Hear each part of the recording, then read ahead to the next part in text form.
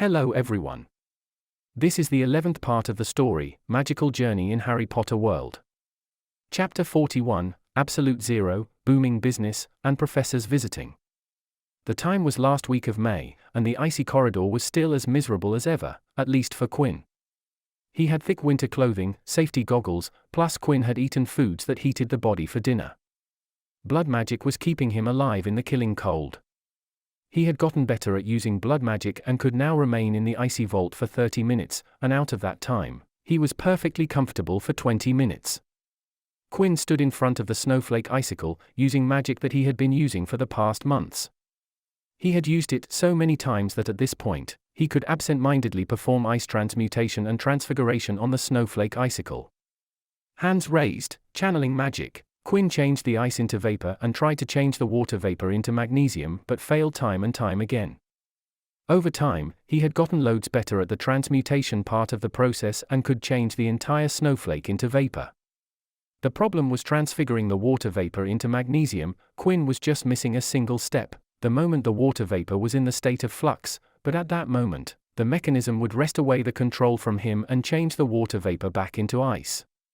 Today was no different as Quinn failed time and time again, and Quinn's time was ending as his magic reserves were depleting and his bedtime was approaching. With his mind completely empty, Quinn began the process. The ice turned to water vapor and convert the water vapor into magnesium. He expected his magic to be disrupted, but the disruption never came, and the magic completed its execution. Huh? What? The focus slowly returned to Quinn's eyes, and he turned away from the snowflake icicle's original position. There he saw a massive, oddly formed lump of pure silvery magnesium. The light returned fully to Quinn's eyes as he turned back to his front and saw the icy-blue gate unobstructed by the snowflake icicle barrier. "I did it," asked Quinn, not believing that he had defeated the snowflake icicle. He looked back and forth from the lump of magnesium and gate and yelled, "I did it." He walked to the lump of magnesium and pointed at it. "Ha ha. Suck it, you giant piece of transfigured ice. I defeated you, nothing can stop me. I am never going to die." After his narcissistic celebration, Quinn calmed down to an ordinary excitement level and bombarded the ice gate with tones of detection and diagnostic charms that he learned and researched for this very moment. It took a couple of minutes before Quinn wasn't sure that touching or opening the gate would freeze him or cause him mortal harm. "Cool, let's do it," said Quinn, and was about to open the icy gate but suddenly leaned back and stepped away from the frozen gate. He waved his hand, and the lump of magnesium metal moved away from the direction of the vault gate. He also stepped to the side and used magic to push open the vault's icy gate. The second the gate opened halfway, a ton of ice spikes shot from the inside and stabbed everything in their way, which in the case were the floor and walls. "Yay! Nice," smiled Quinn as he nodded in admiration of the hidden trap. He carefully tiptoed in front of the fully open gate and peered inside to see if there was anything else. Inside he saw a faint blue light in the center of the room, but it wasn't visible from the spot Quinn was standing, so Quinn shot multiple bright light orbs into the vault to light it up. Quinn didn't move and just stared at the now lit up the vault, looking if there were more traps or something, but saw nothing more than a surprisingly small room with a high ceiling. He carefully stepped into the room, his magic primed to react with at a moment's notice. His eyes were on the walls, observing the room to see if there were any deadly traps, but after a couple of minutes, Quinn found no traps in the vault. "Good," sighed Quinn. He noticed the vault room wasn't cold, it wasn't even at the level of the beginning of the icy corridor. While exhaling, Quinn released the blood magic, keeping him alive in the freezing climate. He also removed a couple of layers of clothing and finally paid attention to the source of blue light in the center of the room. It was floating in mid-air, 11 feet above the floor, glowing in a cold yet soft blue light. When Quinn looked closely, he saw signs of a liquefied semifluid contracting and expanding every second. "Now, what is this?" said Quinn as he shot another wave of detection, diagnostic, and indicative charms and spell to see if there were any clues that he could find, and got a ton of responses and feedbacks.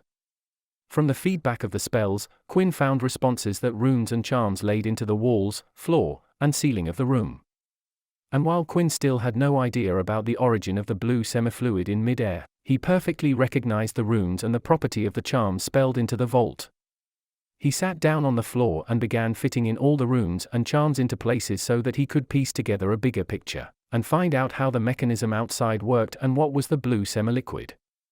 Quinn forgot he needed to sleep and go back to his common room, and for the first time in a very long time, he pulled an all-nighter going through every inch of magical structure, and finally, just before sunrise, not that Quinn knew about it, the bigger picture clicked in. His head snapped towards the semi-liquid, eyes widened like saucers, and his jaw hanging like a buffoon. Quinn hurriedly got to his feet, but his feet were asleep, so he fell down to his knees. He crawled towards the blue semi-liquid and finally stuttered the identity of the unknown material. Absolute zero. It is absolute zero. I can't believe it. Quinn's voice raised as he exclaimed, I frigging cannot believe it. Absolute zero was an alchemic material, a magical material that had a temperature of 0 Kelvin, 273.15 Celsius, or minus 459.7 Fahrenheit. Or in simple words, a temperature of absolute zero, the lowest temperature possible on the thermodynamic temperature scale. And most importantly, it was a paradoxical material because reaching absolute zero was impossible. You could reach temperatures close to absolute zero, but getting absolute zero was impossible because that would signify there was no existence of any type of energy present, and that was impossible. And yet, absolute zero material existed. It wasn't as catchy as the Philosopher's Stone and didn't grant eternal life, turned anything into gold, or produced panacea that could cure any disease in the world. But absolute zero was an alchemic achievement that would provide an alchemist with eternal glory, and cement their position in the annals of time. Different materials would demonstrate astonishing properties if provided the cold energy from absolute zero. It was theorized that gold, the best conductor of magic if cooled down to absolute zero, would become the perfect magic conductor.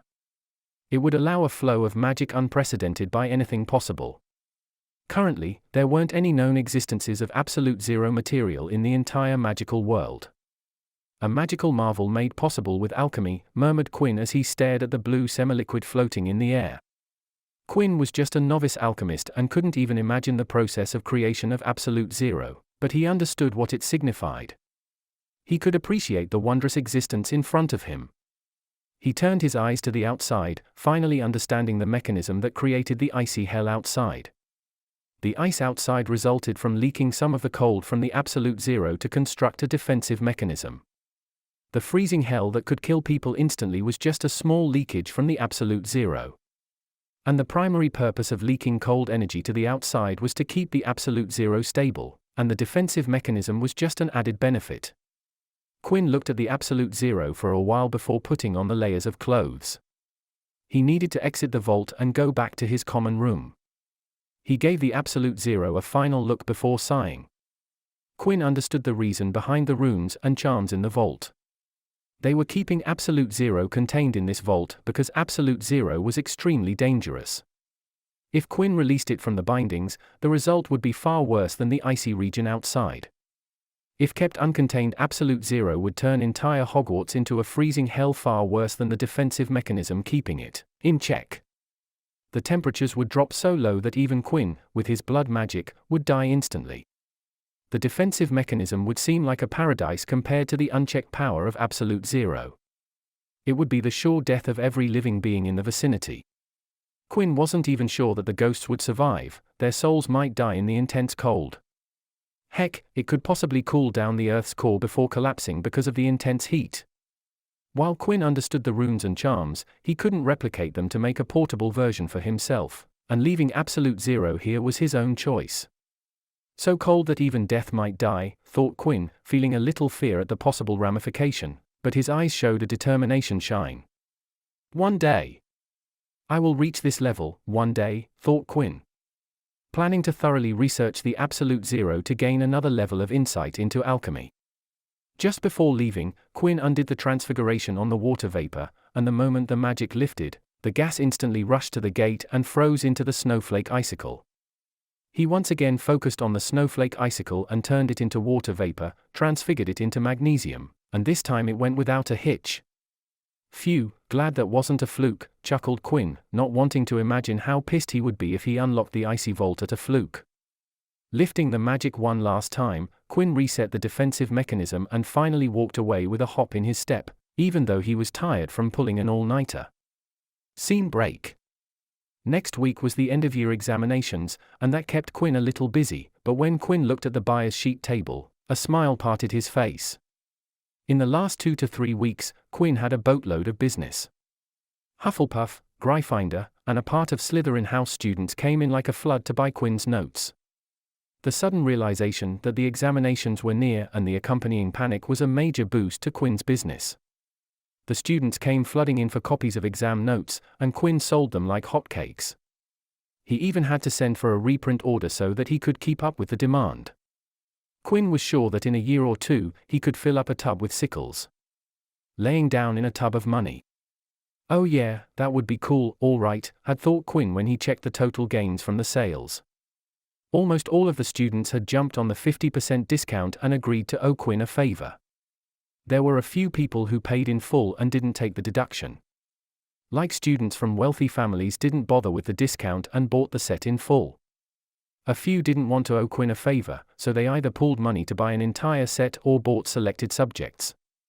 Quinn remembered chuckling when Crabbe and Goyle came into the AID office and bought 3 sets for themselves and Draco. He had read their minds, and it made a glorious memory for Quinn.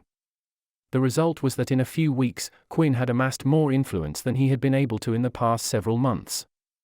And, as Quinn predicted, a few professors had visited him at the AID office. It was the last week of April when a trio comprising Lily Potter, Phileas Flitwick, and Minerva McGonagall came knocking. Quinn was sitting behind his office desk doing some work when the door chime rang, and instinctively Quinn spoke. "Welcome to AID. How may I help?" But when he raised his, Quinn saw the 3 professors and trailed off at the end. "Professors, what an unexpected surprise," said Quinn, standing up from his chair. "What brings you 3 here?" The 3 visitors didn't reply for a moment, taking in the ambience of the A.I.D. office. In the past few months, Quinn had actively changed the decor and feel of the office. The glass wall no longer looked ugly and was now the best feature of the room. There were a lot of random paintings hanging from the walls that Quinn liked to look at. A few plants, giving the room some green color, and some trinkets that Quinn placed because they looked cool. The office now looked a lot more put together and homogeneous. The decor and vibe fit together and completed the look. Flitwick was the first one to speak up. "It is the first time I have come to this classroom, but you have changed it quite a bit, Mr. West." Quinn smiled in reply. "Had to make some changes, Professor." McGonagall, who was touching the glass partition wall and noticed, "This is transmutation. Now that I recall, you do know about transmutation, don't you, Mr. West?" McGonagall remembered the conversation she had with Quinn a month ago. "You are correct, Professor. I transmuted many panes of glass to create a big glass wall," answered Quinn as he put down an additional stool in front of his desk, increasing the number to 3. He didn't want the professors to enter his workshop because there was a lot of stuff in there that, even though it won't get Quinn in trouble, would reveal that Quinn was exceedingly advanced for his age. "Please take a seat," gestured Quinn as he went to his chair. He wanted to control the direction of the conversation. "So, what brings you here, professors?" "I hope I am not in trouble," asked Quinn as the 3 professors sat down. "Oh, nothing like that, Mr. West. We came here to discuss the exam notes that you have been selling," responded Lily Potter. Quinn slightly tilted his head and asked, "I see, what about them?" "We wanted to check and make sure that there aren't any mistakes in the notes. The entirety of the Ravenclaw first and second year populace is using your notes, and we wanted to just check the accuracy of the notes," said Flitwick, chiming in. Quinn lightly shrugged. "I have no problems with that," said Quinn, taking out a set of both years' notes and pushing them towards the professors. "Actually, if you guys give the notes your approval, I could add that straight to the cover for advertisement," said Quinn, thinking about treating this as quality certification from a higher authority. Flitwick and Lily chuckled while McGonagall put on her glasses, pulling out the Transfiguration notes. Flitwick pulled out the charms notes while Lily targeted the potion notes. Quinn sat back and didn't disturb the professors. He eventually returned to his work. The room fell silent as the 3 professors continued to read the notes while Quinn continued to do his homework. When Flitwick was done with charms, he picked up Defense Against Dark Arts, while Lily and McGonagall picked up herbology and history of magic, respectively. When Lily was done, she left astronomy to the other two teachers and observed Quinn. Ivy told her all about the A.I.D service that was being run by a student, and when Lily asked for a name, she was surprised to hear the name Quinn West. And, when she asked around, it surprised her that Quinn had Flitwick's permission to permanently occupy an empty classroom for personal use.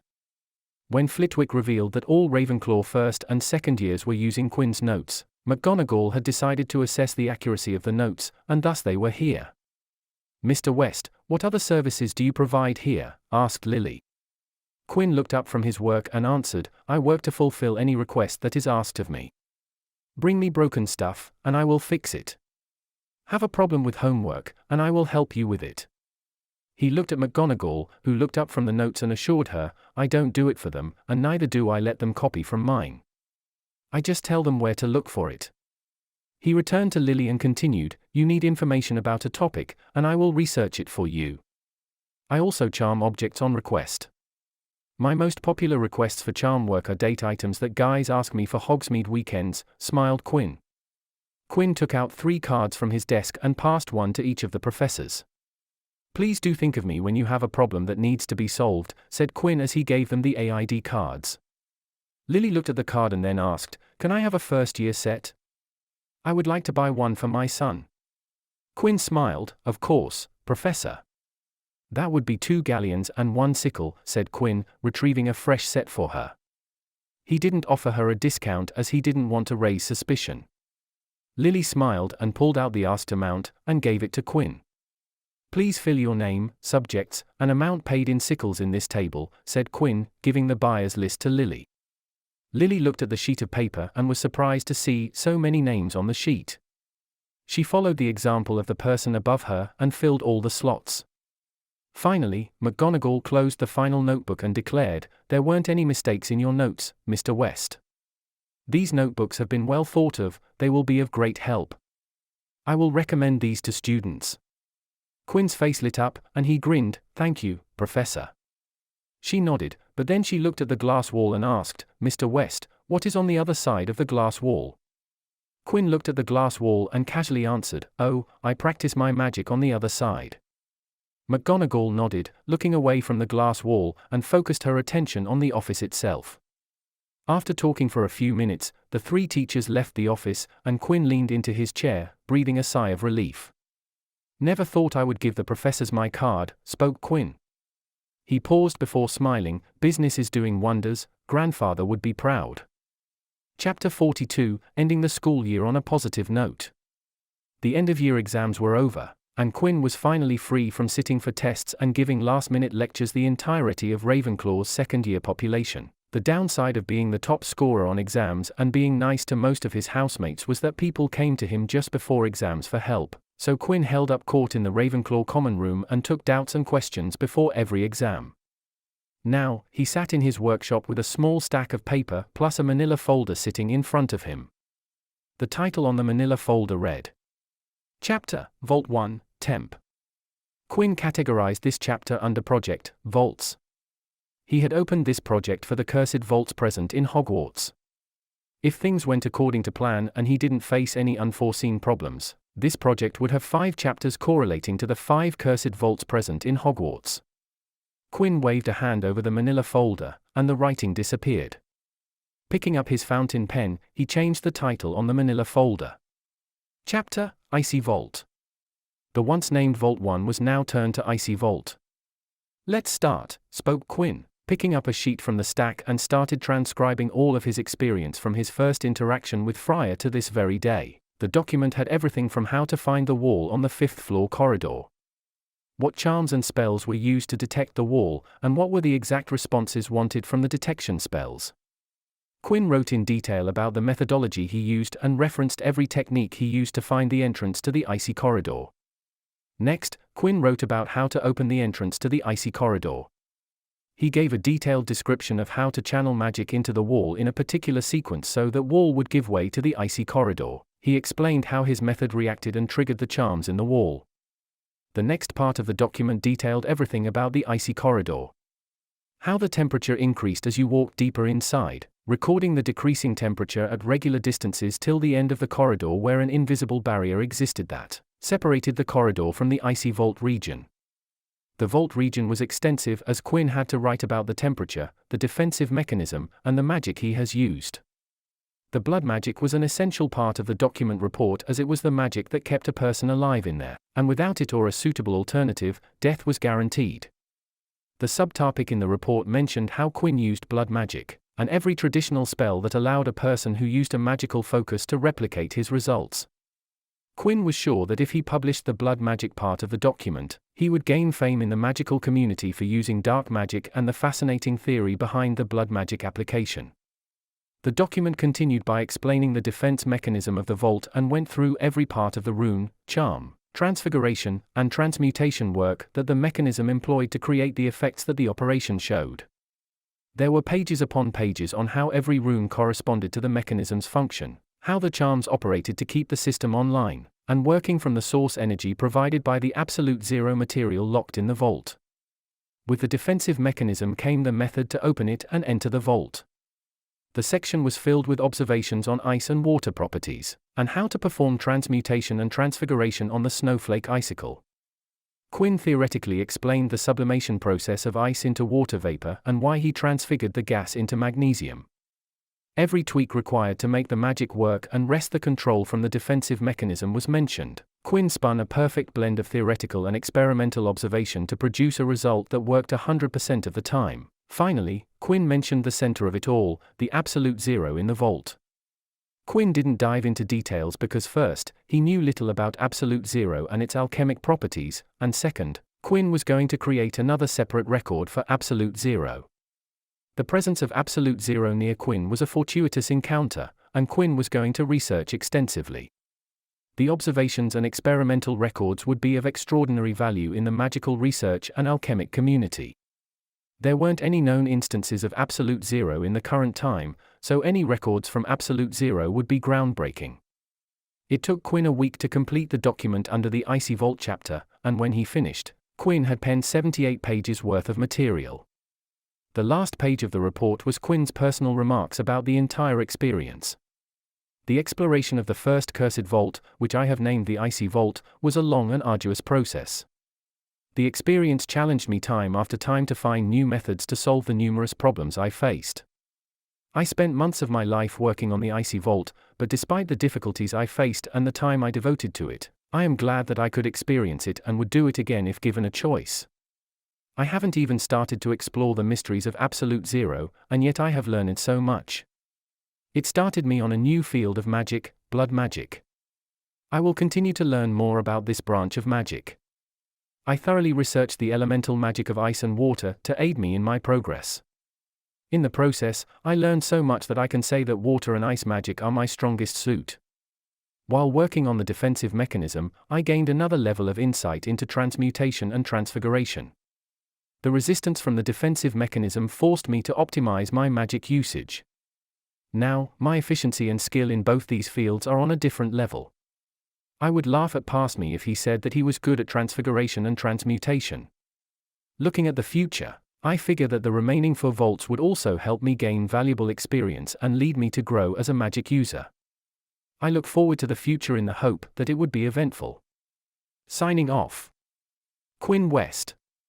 After editing, proofreading, and cleaning up the document, Quinn admired his work before charming every single page of the Icy Vault document so that no one else could read it, and then sealed all the pages inside the manila folder. He walked to the file cabinet in the workshop and dropped the folder inside, finally ending the Icy Vault exploration. Scene break. Late at night, Quinn walked with Reckon floating in front of him. The corridors of Hogwarts were silent and dark, most of the portraits were sleeping, and Quinn was making sure that no one saw him, so he was alone and unseen. He took a turn and finally found the one he was looking for. Quinn smiled and decided to dramatic. He ramped up his magic and started to freeze his surroundings. Thin sheets of ice emerged as the surrounding temperature dropped. The floating ghost was looking at the night sky, felt something. He turned to see Quinn standing at a distance from him, with ice surrounding the floors and walls. "Follow me, Friar, you gave me a quest, and I have completed it." "Come with me to witness a first in the 1,000-year history of Hogwarts," said Quinn to the Hufflepuff ghost who gave him the quest to open the cursed vaults. Friar's ghostly eyes widened as he heard Quinn and saw the ice. He knew the signs. You opened it?" asked Friar as he floated towards Quinn. The two walked in silence as they made their way towards the 5th-floor corridor. Friar eyed Quinn suspiciously. He didn't believe that Quinn had opened the vault. He wasn't even sure that Quinn had opened the entrance. It was too soon. People had tried and failed time and time again. Living and dead reached the 5th floor. To the place that both knew was the entrance of the icy corridor. Quinn placed his hand on the wall and smiled towards Friar. Friar's eyes widened as he saw the bricks shake and the wall give space to reveal the icy corridor. Friar followed Quinn, still stunned to see the progress Quinn had made in less than a year.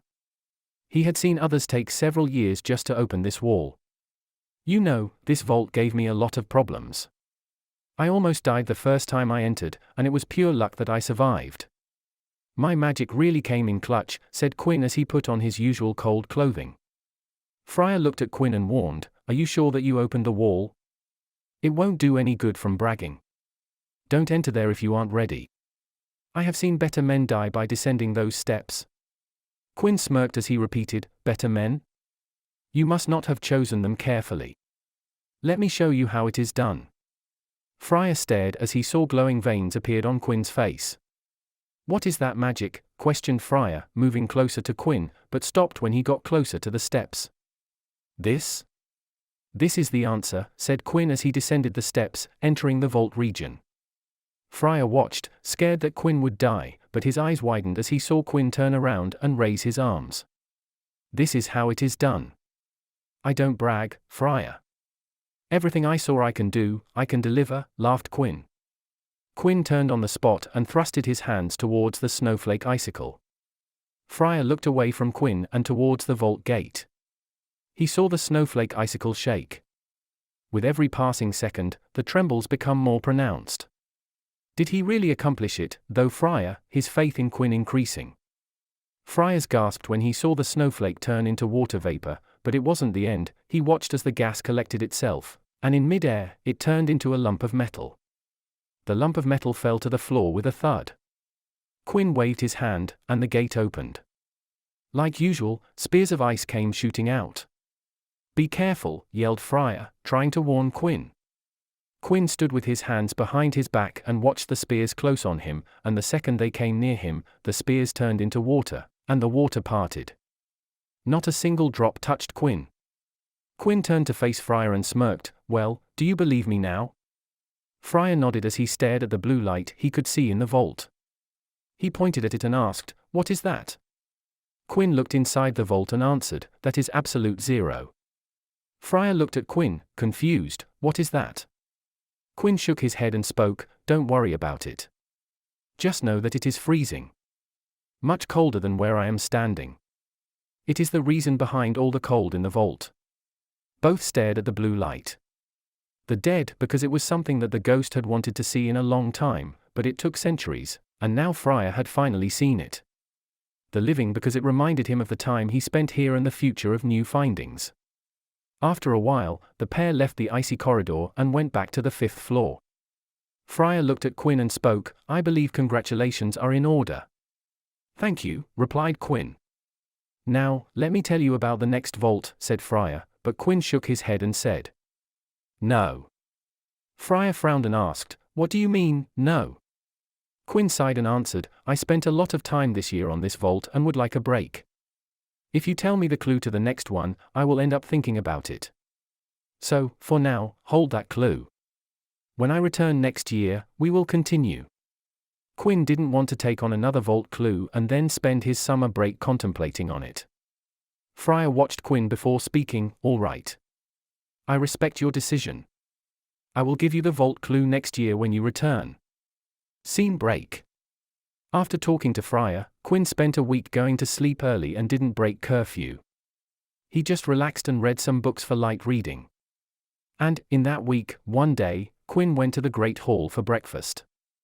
His eyes fell upon the high table, and he noticed Quirrell wasn't at breakfast. Alarm bells rang in Quinn's mind as Quirrell had been punctual at eating breakfast in the Great Hall. Quinn looked at the Gryffindor table and saw that Ron, Hermione, and Ivy were sitting close to each other and were talking in hushed voices. Harry Potter was missing from the group. Quinn's brows raised, and he thought, oh, damn. Harry did in Quirrell, didn't he? I missed it, huh?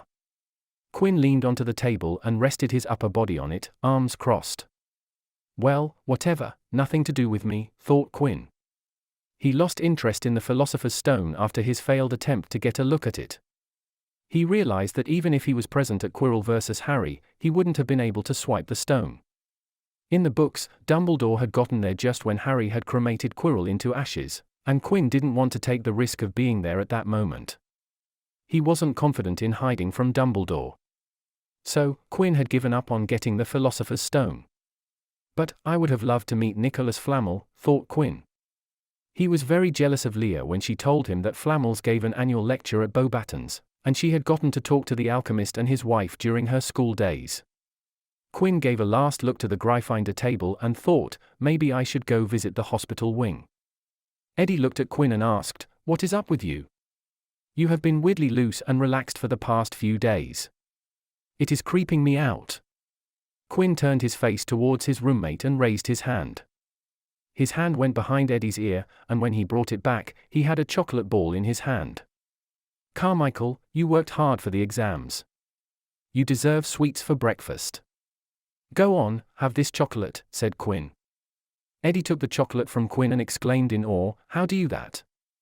Making things appear from nowhere. Did you learn some advanced conjuration spell? Quinn lazily smiled and said a single word, magic. Hey, I want a chocolate too, said Marcus from across the table. Quinn smiled and spoke, check your right pant pocket. Marcus put his hand in his pant pocket, and his eyes widened as he pulled out a chocolate ball. Now, how did you do that? Like I told you, magic, was all Quinn said because a magician never revealed his secrets. Scene break. Quinn's mood had improved considerably, and he danced his way into the hospital wing. In his hand was a small crate with numerous vials of various potions. Madame Pomfrey, I have come to visit Tilda, said Quinn, looking for the matron. The Mediwitch poked her head from one of the curtains and sighed, what is it, Mr. West? I am busy. Quinn grinned as he walked towards the matron. Madame Pomfrey, you always say that. We don't talk anymore. It is like you are avoiding me. Quinn's voice trailed at the end as he saw that Madame Pomfrey wasn't alone. On the bed laid one Harry Potter, and on his bedside sat Professor Lily Potter and her husband, James Potter. On the other side of the bed, Ivy Potter stared at him. You, uttered Quinn. He looked at Lily and greeted, good afternoon, Professor. Good afternoon, Mr. West, greeted the older redhead. Quinn felt a gaze on him and looked at the source to find Ivy Potter staring at him. Quinn tilted his head and did a barely noticeable shrug as if telling her, I told you so. He looked at Pomfrey and said, I bought some potions and was thinking we could have some afternoon tea, but it seems you are busy, so let's do that later. He lifted the crate slightly and asked, where should I put these? Put them beside my table, said the matron. Quinn nodded, and with a last cursory glance at the Potter family, he left. After Quinn left, Lily looked at Pomfrey and asked, how do you know Mr. West? Pomfrey sighed as she checked on Harry, he was in an accident and had to stay here for a while. From then on, he comes by every week pestering me on healing magic. She once again sighed and said, that child talks a little too much for my taste. She still remembered how Quinn talked to her while admitted here. When she said that his loud voice, while she worked, was disturbing other patients, he started to use magic to deliver his sound directly to her ears. She, on multiple occasions, had to face weird looks from other patients and questions about why she was talking to herself. She had to take away Quinn's want to stop his talking. What about those potions? This time, the inquiry came from Ivy Potter. She was extremely curious about the person who knew about the restricted area. That child brews potions for the hospital wing every time he comes for a visit. It is his way to thank me for answering his questions, replied the matron. Potions? You are saying that he is brewing medical potions? He doesn't look much older than Harry or Ivy, asked James Potter. Mr. West is great at brewing potions. His potions stand up to standards, so there are no problems with the quality of the potions, revealed the matron. Quinn, who knew nothing about the conversation, walked to the AID office while humming a happy tune. Chapter 43, House Cup Shenanigans, and Dark Lord's Life. The end-of-year feast was always a hearty process. All the students were in the Great Hall, filling the hall with bustling activity. The Great Hall was decked out in Slytherin colors of green and silver to celebrate Slytherins winning the House Cup for the 7th year in a row. A huge banner showing the Slytherin serpent covered the wall behind the high table.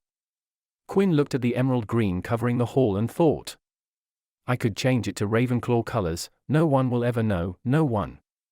The current score on the House Point scoreboard was Slytherin in the lead with 482 points, the runner-up Ravenclaw with 476 points, in the third place was Hufflepuff with 342 points, and in the last place was Gryffindor with 322 points. Quinn had scored lots of points for Ravenclaw this year, so the difference between the first and second place was just a measly 6 points. Not like I care, thought Quinn. He looked at the Slytherin colors and banners and thought, the Slytherin dynasty is about to end. They did well, 6 years in the running. Now, the Gryffindor era would start with the Golden Boy in the lead. Ah, the illusion created by the system, said Quinn, stretching his arms in his seat. Man, we were so close. We could have beaten Slytherin this year, said Eddie, clapping Quinn on his back. Don't worry about winning, Carmichael. Just be a podium guy. You know, be in the top 3, and you would be fine, spoke Quinn, speaking words of wisdom. Then you would be fine if you didn't score at the top in the exams, spoke Eddie. Quinn made a face and delivered, what nonsense you are talking about. It makes no sense if I don't come out on top. He patted Eddie's head and continued, you guys are like goldfish to me. Ravenclaws are smart goldfish, Slytherins are sneaky goldfish, but some are foolish, Hufflepuffs are normal goldfish, and Gryffindors are dumb goldfish. I can't lose to you guys. That was rude, like really rude, deadpanned Eddie. Take no offense. Here, have this chocolate, it will make you feel better, said Quinn, opening his hand as a plume of smoke puffed to reveal a chocolate-covered hazelnut. Eddie took the chocolate and smiled, thank you, dude.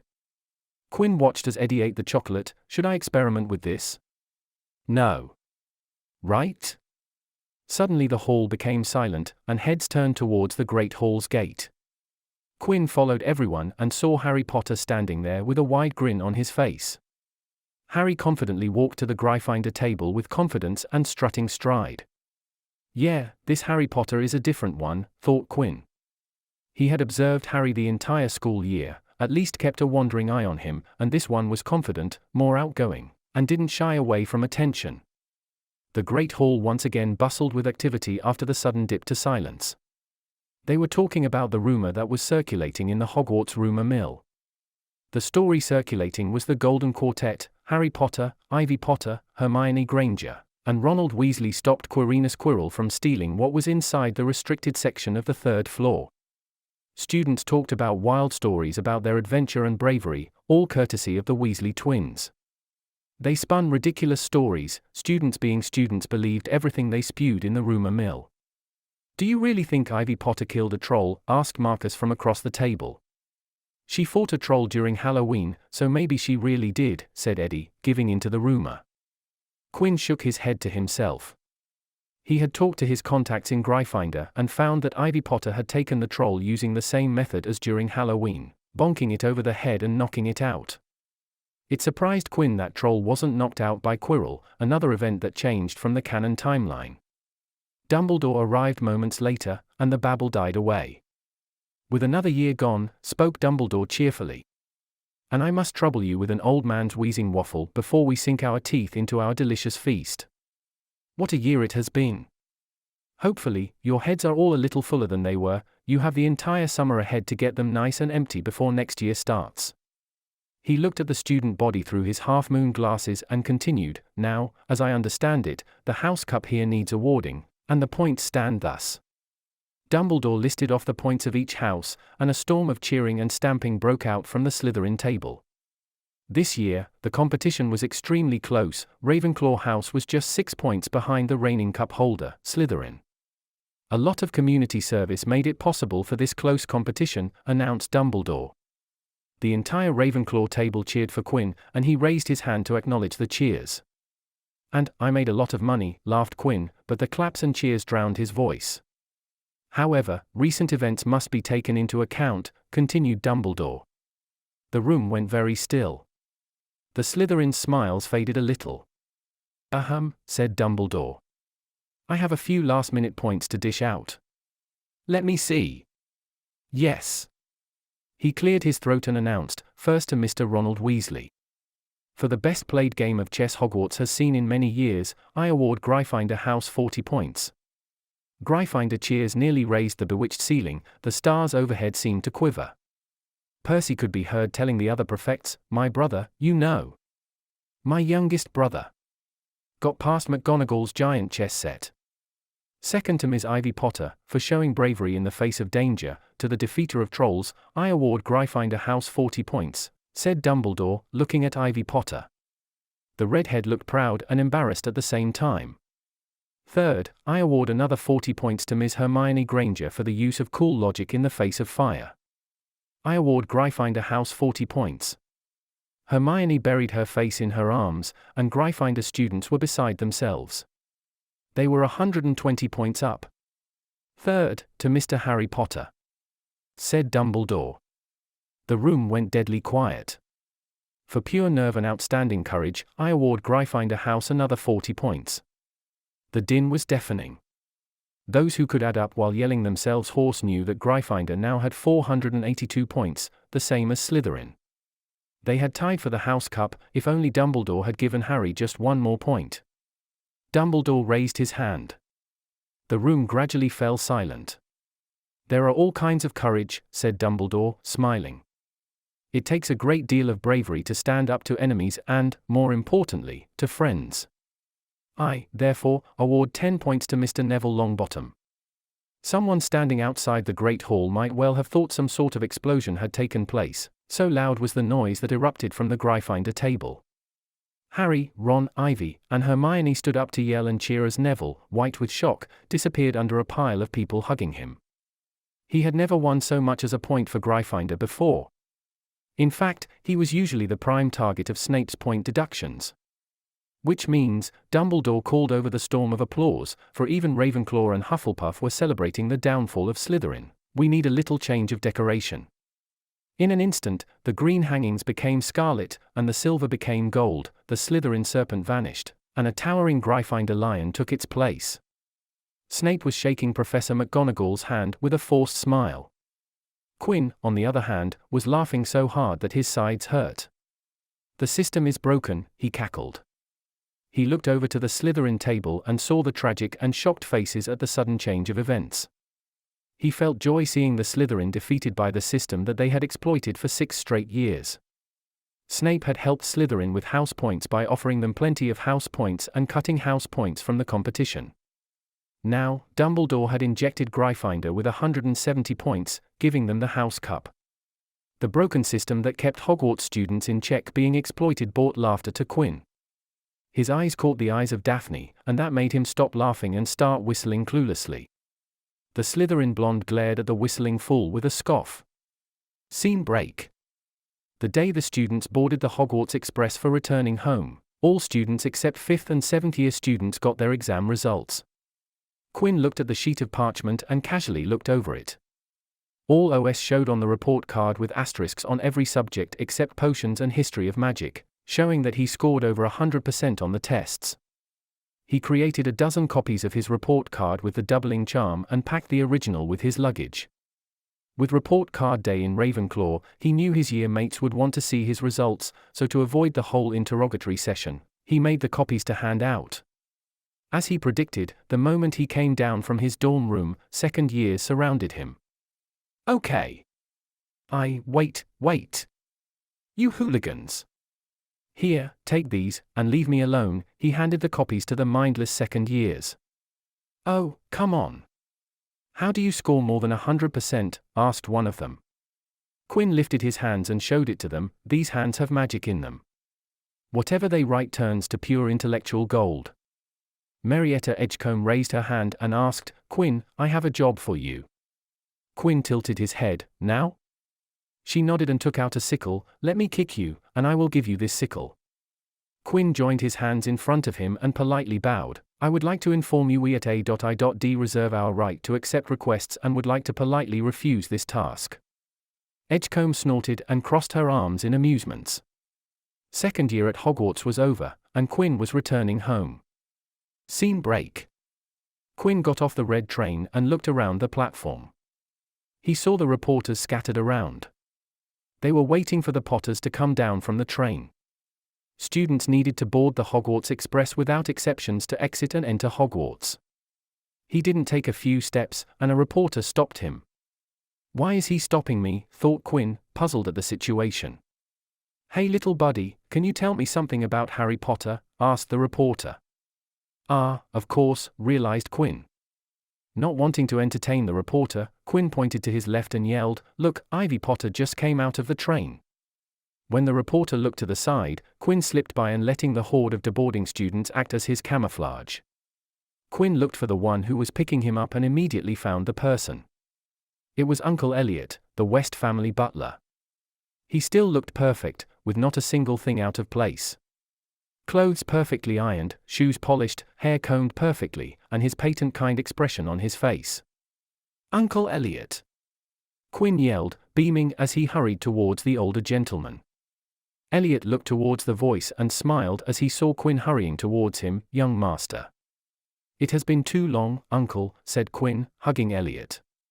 Elliot hugged Quinn back before saying, Young master, let's leave from here. The platform is getting a bit too crowded. Quinn nodded, and the two walked to the apparition point. How was school, young master? Asked Elliot. It was quite eventful.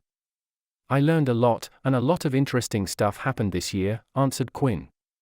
Oh, tell me all about it, asked Elliot, interested in Quinn's experience. You won't believe me if I told you, Quinn chuckled as he looked up towards Elliot. Try me, responded Elliot.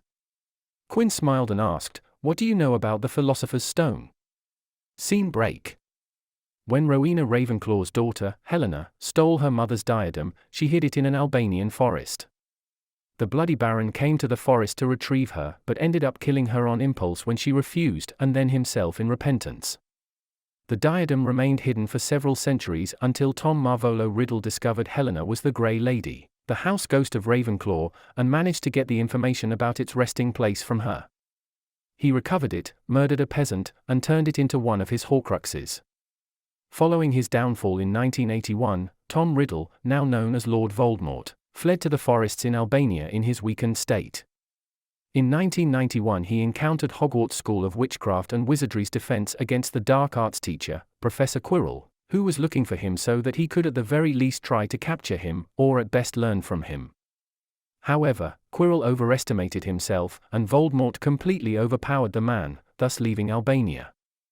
And, now following his failed attempt to steal the Philosopher's Stone, Voldemort had returned to Albania, weaker than ever. Voldemort lost his physical form and magical powers, but he remained alive in ghostly form. The Horcruxes he had created kept his spirit bound to the physical world. His one remaining power was possession. Voldemort gained physical form by inhabiting animals, mainly snakes. Though he disliked doing so because the bodies of such animals were ill-equipped to perform magic, and because his possession significantly reduced their lifespans, none of his hosts survived for too long. After his downfall against the infant Harry Potter, Voldemort had lived like this for a decade, possessing animals, corroding their bodies with his unfitting soul, and at the same time fighting the animalistic instincts from his host bodies. In 1981, he was angry when he had lost his physical body, raged at the thought of being bested by Euphemia Potter and her use of ancient magic, and it angered him greatly when he found his demise had been publicized by the hands of a 1-year-old babe. The great Dark Lord Voldemort had lost to a 1-year-old child. There was no greater slight on his honor and reputation. Grindelwald had lost to Albus Dumbledore, but an infant had bested him.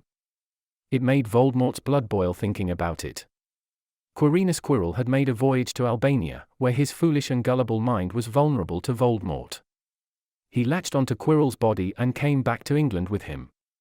It was a ray of hope for the first time in a decade. He ordered Quirrell to steal the Philosopher's Stone from a Vault 713 in Gringotts Wizarding Bank so he could make the Elixir of Life, creating a body for himself.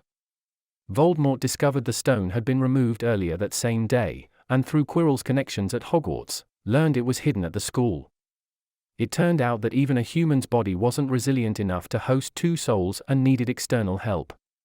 Thus, Voldemort ordered Quirrell to prey on unicorns in the Forbidden Forest and drink their blood, so he could gain strength from the unicorn's healing abilities and keep Quirrell alive.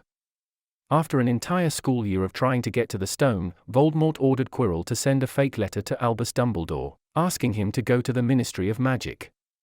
Voldemort moved forward with his goal, moving through the security barriers to the Mirror of Erist. Quirrell saw himself presenting the stone to his master but could not figure out how to get it. Then Harry Potter arrived, and when Quirrell attacked Harry, Euphemia Potter's ancient magic struck again. It burned Quirrell's body, and Voldemort barely fled from the harm. Now here he was for a second time, without a human body, back to inhabiting animal bodies. This time around, Voldemort's emotions weren't of anger but of despair. His first and only hope in 10 years had gone down the drain. Now, he didn't know when would the next chance come along. He slithered in his current snake body, moving to the familiar area of the Albanian forest. The place that he had spent a lot of time in his bodiless exile. When he entered the area, Voldemort hissed with all his might, trying to message someone in Parseltongue. It took a minute before Voldemort picked up vibrations from his inner snake ears. He turned his snake body and saw an enormous, green snake, roughly 12 feet long and as thick as a man's thigh. "Oh, Nagini," hissed Voldemort, moving closer to the green snake. He liked Nagini, she was rather cunning and deceptive and understood how humans behaved. Possessing a powerful bond with Voldemort, Nagini alone did not fear his wrathful moments, as he never punished her for failures nor took it out on her when misfortune struck him. He was as close to her as he could be to any living being. Voldemort didn't fear her betraying him, she was loyal to him with all her life, and that point provided him with comfort. The only comfort in the hellish life he was living. Chapter 44, Change in Mindscape, and the Sales Pitch. A few days into the summer break between 2 school years, Quinn laid in the bed in his room. The room had changed little in the years Quinn had occupied it. The only changes were the larger study table and pictures on the wall, accumulated over the years, capturing precious memories in their frames. Not all of them moved like the magical photographs did and remained still like non-magical photography. There was something in still photos that Quinn liked, and some shots were stripped off their magic, leaving the exact moment they were clicked. The room's occupant had his eyes closed, laying on his back, away from the real world, and inside his mindscape. The same mindscape that once had been a white space and was turned into a vast green grass field with clouds above, gracing the blue sky with their pearly white contrast. On the grassy field stood a manor, a building that acted as a gateway to the place in the mind where the memories resided, bringing them into the mindscape for better access. Inside the manor, memories manifested in the form of books. Thousands of books sat on hundreds of shelves, each book representing a memory, memories from all over Quinn's life. Be it something as trivial as what he ate at dinner over a month ago to vital things like the proper method for channeling blood magic without harming the body. Outside the mind replica of the West Manor stood Quinn, gazing at the building that he had built years ago and had since spent hours upon hours changing the sorting scheme of the memory books, creating and developing methods of crafting new memory books. Sorting memories so that they would be easier to find and access and, at the same time, the configuration scheme of the books would make it difficult for a Legilimens to see his memories. Quinn turned away from the West Manor replica and looked in the opposite direction. Suddenly the scenery shifted, and Quinn stood in a much larger building. A building that outclassed the West Manor in every size aspect, it covered more ground and stood much taller than the West Manor. A complete replica of Hogwarts Castle stood in Quinn's mindscape, exuding the grandeur like the actual one in the real world. He had modified the grassy terrain of the mindscape to suit the castle's surroundings. Rocky canyons, lakes, and trees were now part of the fabricated ecosystem in Quinn's mindscape. It had taken Quinn 2 years to complete this replica in his mindscape. Hundreds of nights and days of exploration of the castle, several miles or kilometers of foot mileage, tons of memorization, and hours of immersion in memories of the castle to construct a stronger image of the building and its interior. Quinn took a step forward, and the scenery once again changed. He stood inside the castle, in the great hall, looking at the charmed ceiling, which now showed a clear sky. The same as Quinn's simple fabrication of the sky. With each step Quinn took, he was in a different room in a distinct part of the castle. There were quite a few differences between the real and replica of Hogwarts. The portraits in the actual version weren't present here, and the walls were now covered with empty frames. Quinn's variant didn't have a room of requirements as he didn't have the time to create a working version of room of requirements, so he left it out for now. Professors' offices and housing were omitted from Quinn's version. Gryffindor, Slytherin, and Hufflepuff common rooms and dorms were just copies of Ravenclaw common room. Even Ravenclaw girls' dorms were a replica of the boys' dorms because he had never been there. Despite all these differences, the Hogwarts replica was a stable structure with no breaks or fissures. After Quinn was satisfied with the final audit of the castle, he turned away, and he was outside the castle replica. Okay, let's do this. Quinn closed his eyes, and at the West Manor replica, the gateway for his memory to appear in the Mindscape closed. Connection closed, whispered Quinn. He took a deep breath and focused on the Hogwarts castle. The castle started to rumble as tremors filled the building, and the surrounding areas shook with quakes. A new connection to the memories opened up, and the Hogwarts castle became a gateway for memories to gather in Quinn's Mindscape. The whole process took a few moments and consisted of lots of groaning and grunts from Quinn. Phew, well, that wasn't any easier than the last time, sighed Quinn. New connection established. He raised his hand and swung it down towards the castle. Quinn turned away from the Hogwarts replica and looked at the sky. Within seconds, thousands and thousands of books fluttered across the sky and entered the castle through windows and gates. Memories injected into the replica, complete, noted Quinn. With Hogwarts standing in his Mindscape, he now had a larger space to work with. He could also experiment with new sorting techniques that could use the expanded space, rooms, and floors. The architecture and floor plans of Hogwarts were also much more complex than the more simplistic West Manor. Quinn took a step away from the castle to instantaneously arrive at the West Manor in his Mindscape. He looked at the manor with nostalgia and entered the building to find it empty without any memory books. All left in the buildings were vacant bookshelves. Quinn touched one of the walls in the building and said, "Don't worry, buddy, I still have plenty of use for you." He had no intention of destroying the West Manor replica in his Mindscape. He had other plans for it. "I am going to store all my happiest memories in here," smiled Quinn, feeling sentimental about the first structure in his mind. Scene break. "Uncle Elliot," said Quinn, calling out Elliot, who was drinking his tea in the living hall. Elliot looked up from the book he was reading and asked, "What is it, young master?" Quinn sat on the sofa in front of Elliot and cleared his throat. "I have something I want you to do." Elliot put down his cup of tea and closed his book. "Yes, what do you want me to do?" Quinn put on a slight smile and asked, "I want you to arrange a meeting for me with grandfather." "Young master, what do you mean by arranging a meeting?"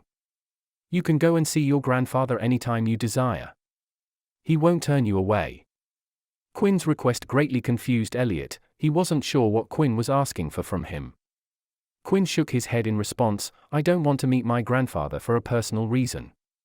He took a short breath and continued, "I want to meet George West for a business proposition. So, my meeting is not for a personal motive, but a professional reason." Elliot's brows raised as he leaned forward. "A business proposition?" "Yes, I want to sell grandfather something and thought if I arranged a meeting via you, it would seem more professional," grinned Quinn. "But, doesn't all this sound a bit silly?" asked Elliot, observing Quinn, interested in the direction of the conversation. Quinn nodded, but at the same nodded, "Yes, but as grandfather says, you never get a second chance to make a first impression, and while many make a good first impression, only a few will make a good lasting impression," finished Elliot, smiling as he remembered the words often spoken by George.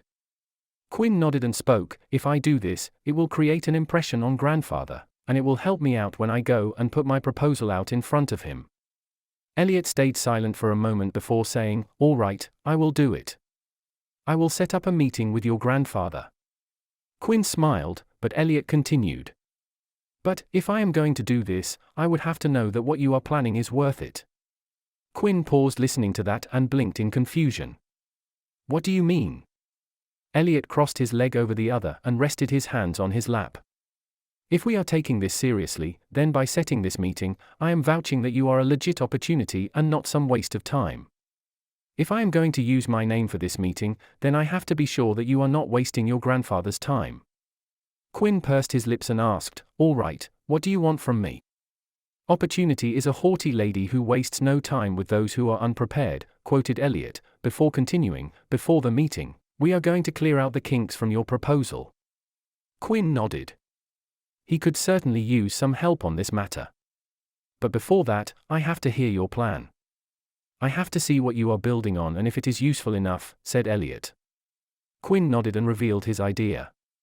"So, you know about..." Elliot listened as Quinn spoke about his plan, and as Quinn talked more and more about his idea, Elliot became increasingly interested. "Young master, if you can deliver what you are saying, then this would be big," said Elliot, his eyes shining with eagerness. "Enormous. A game changer." Quinn smiled and spoke while nodding. "Oh, believe me, I can deliver." Elliot nodded, leaned forward, and looked Quinn in the eye. "All right then, let's make sure that this goes perfectly." Scene break. George West sat in his study, doing work when he heard a knock on his door. "Come in," he said, knowing who it was from the knocks. Elliot entered the study and closed the door behind him. He sat on the chairs in front of the desk and waited for George to speak to him. George asked, not looking up from his papers, "What is it, Elliot?" "I have a person who I want you to meet," started Elliot. He and Quinn had been working on his presentation for quite a few days, and Elliot thought that Quinn was ready, so here he was setting up a meeting for Quinn. You want me to meet someone?" "Who?" asked George. "A person with a product that I think is great. He contacted me hoping to get a meeting with you," answered Elliot. "That is rare, a reference from you, that is," said George as he continued to work. "Well, I have a certain standard to maintain, and this one passed the criteria I set up," responded Elliot, with a smile on his face. "All right, look up a spot on my calendar and set up a meeting in one of the free spots." "Within the usual timings," said George. Elliot nodded and stood up. "It will be done." As Elliot walked to the door, George asked, "What is the name of the person?" Elliot looked back with a grin and answered, "Oh, it is Quinn West." George stopped his pen and looked up with his eyes wide. "What did you say?" Elliot's grin was so broad that it split his face. "I said the name is Quinn West, and I was thinking that we would set up the meeting here. It will be easy to meet for both parties." George stared at Elliot and uttered, "What?" Elliot sat back down, enjoying the look on George's face. Scene break. Leah and George sat in one of the rooms in the West Manor. The room was turned into a conference room. The room had 2 chairs behind a table for Leah and George to sit. In front of the table was an empty place for the presenter to stand and present. Leah looked at her grandfather and spoke, "Grandfather, please tell me more about the person we are meeting. You know I don't like going to meetings without knowing what I am here for." She sighed irritably and continued, "I don't like to be unprepared." Leah wasn't feeling positive about this meeting.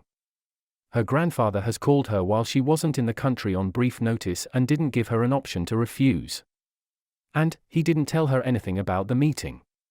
"Be patient. Elliot is the one who recommended this person," said George, not revealing who the meeting was with. Leah sighed and just looked at the empty display stand in front of the room. The door opened, and the grandfather-granddaughter pair watched as Elliot stood with the door wide open. "He is here," said Elliot with a smile on his face. Leah rolled her eyes and said, "Finally." Elliot turned his face to outside the room and called out, "You may enter." Leah's eyes widened as she saw her little brother enter the room, dressed in formal wear. He had a big envelope in his hand and was dragging a small trunk on wheels behind me. "Quinn," exclaimed Leah, not sure what to make of this. While George sat in his chair, not a single expression on his face. Quinn sat the envelope on the display stand and set the trunk a little behind the display stand. He brushed his clothes and confidently walked towards the table. "Good morning. My name is Quinn West," greeted Quinn with a smile on his face, his hand extended for a handshake with George. George shook Quinn's hand and said, "George West." George grinned when it came to Leah. "Nice to see you, Leah." Taking her hand and kissing her knuckles. He stepped back and moved towards the stand, taking out his fake wand. Quinn used magic. A thin white cardboard sheet floated out and set them on the display stand. With another swing, the cardboard sheet expanded to its full sizes, fitting the size of the display stand. Quinn turned around to his family members and spoke. "My name is Quinn West, and I believe what I am about to show you will change the way we communicate with each other." He paused before smiling. "I am here to present what I perceive as the future of communication in the magical world.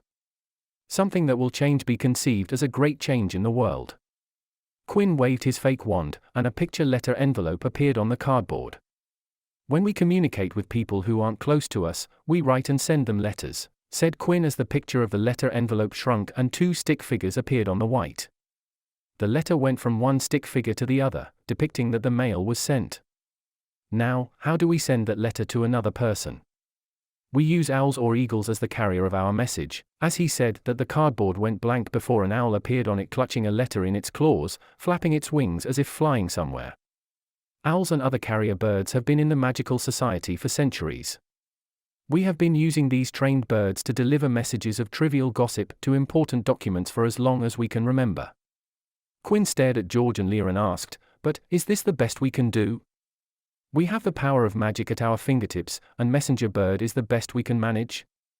"No, I think we can do much better." Quinn waved his wand, and the Ministry of Magic symbol appeared on the white cardboard. British Ministry of Magic stopped using owls for in-house memos because of all the mess that the owls made, and the commotions that our trusted male birds caused. Small paper airplanes appeared on the white as they flew around the ministry symbol. Now, they charmed their documents so that they would fold themselves into paper airplanes and fly to their destination. Quinn made a meh expression and commented, "A somewhat interesting solution, but it has a major shortcoming. What happens if some jerk is having a bad day and decides to mess up someone else's day? He or she would yank a random airplane out of the air and tear it to pieces." The picture on the cardboard depicted an angry-looking man shredding the paper plane into pieces. Quinn cleared his throat and spoke, "We got a little off-topic. Let's return to owls." He walked around the room with his hands behind his back. "What are some shortcomings of owl communication?" Quinn uncurled his pinky finger from his fist. "They take time to deliver the letter as it takes time to fly to places, and the time increases with the distances. Owls make a mess as every bird does. It takes time and money to raise male owls. Owl mail is not totally secure as they can get in trouble with other birds and can get distracted." With every point, Quinn uncurled another finger. He stopped in the center of the room and spoke, "And anyone can capture owls to see the message inside. There is very little security when using owls." Quinn stared at George and said, "Our very own ministry has the authority to monitor owl messages. The big brother is always watching." He slowly walked towards the table behind which Leah and George were sitting and declared, "What if I can solve every single of these problems? What if I can provide you a solution that would change the way people send letters to each other?" A smile slowly emerged on Quinn's face as he spoke, "Today, here and now, I have a product that will allow a person to send a message to another person." Quinn snapped his fingers, instantly eradicating the need of any wait time for getting a letter. With excellent security that no one wouldn't allow people to snipe the owls and read our messages. A product that would cover all the shortcoming of owl mails. George and Leah watched Quinn as he spoke about his product. While George still had no expression on his face, Leah's eyes showed curiosity about this product. Quinn turned away from the table and walked to the trunk and rolled it towards the table. Quinn spoke while crouched down to open the trunk. "I am going to show you something that will convince you that I can break the long-running usage of owls to deliver messages." He took out 2 wooden objects. They were the size of a shirt box. Each wooden box had a slot on one of the short sides. On the top of the side of the wooden boxes, there was a rectangular copper plate in the size of A4 size sheet embedded in the wood. He took out 2 sheets of paper and set one sheet in front of Leah, and while handing a pen to her, Quinn said, "Would you write something on this paper? Anything would do, you can ever draw on the paper if you like." Leah took the pen from Quinn. She uncapped it, and in the middle of the page, she wrote her name in fancy handwriting. "Good, now would you place it upside down on the copper plate and tap your wand on the paper," instructed Quinn with a smile. As he said that, Quinn put the other sheet in the other box's slot in front of George. Leah followed the instruction and put the sheet down upside down on the copper plate. She took out her wand and tapped the page. George and Leah watched as the copper plate under Leah's page glowed blue before turning green.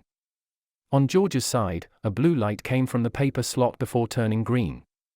Quinn smiled and looked at George. "Mr. West, would you take out the page from the slot?" George took out the paper from the slot, and his eyes widened as he saw Leah's name in the same handwriting on the page he just pulled out. When Leah looked at the page in George's hand, she gasped to see her handwriting on another sheet. "I give you instantaneous mail," said Quinn with a smile on his face. Quinn had invented the magical equivalent of the fax machine. This marks the end of part 11 of the story, Magical Journey in Harry Potter World. Thank you for listening. Please like the video and hit the subscribe button to listen more. Hit the bell icon to get notified of all the new content uploaded to the channel ASAP.